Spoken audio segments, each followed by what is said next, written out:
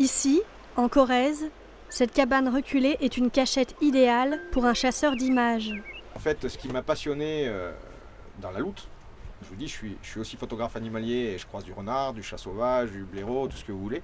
Mais la loutre, ça reste la loutre.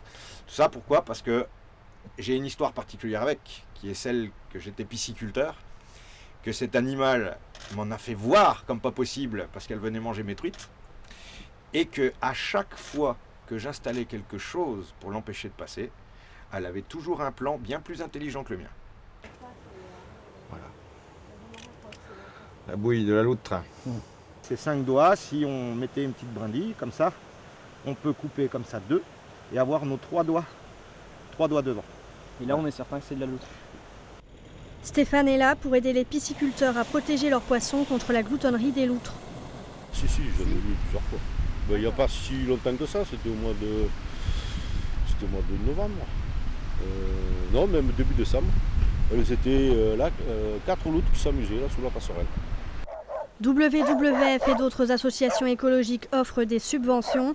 Pierre a pu ainsi bénéficier d'une aide de 20 000 € pour sécuriser son élevage. Le côté sympa de mon métier, c'est qu'il faut faire un petit peu l'inspecteur gadget de la loutre, c'est-à-dire savoir exactement par où elle peut rentrer, comment elle rentre, etc. et trouver les astuces, les systèmes, mais des systèmes qui ne seront que temporaires, parce que vu les stratégies que peut mettre en place la loutre et ses capacités, elle va très vite comprendre que ça ne suffit pas pour l'arrêter. Ah oui, parce que voilà. C'est très intelligent. Ouais, et très puissant, surtout très puissant. La loutre est capable de creuser, de grimper, de sauter. Et de nager, bien sûr. Donc, on a mis ici en place une clôture en grillage à mailles soudées de 13 mm par 22 mm. Donc soudée, pourquoi ? Pour qu'avec la patte, elle ne puisse pas écarter les barreaux.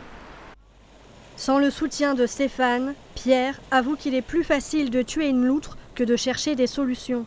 1, 2, voire 3 loutres sur le site, ça fait du mal. Hein. Donc Stéphane il est là pour en témoigner. C'est pas évident pour un pisciculteur, parce que bon, avant tout, le vendre son poisson, c'est son gagne-pain. Donc une loutre qui est là en permanence, ça fait du mal.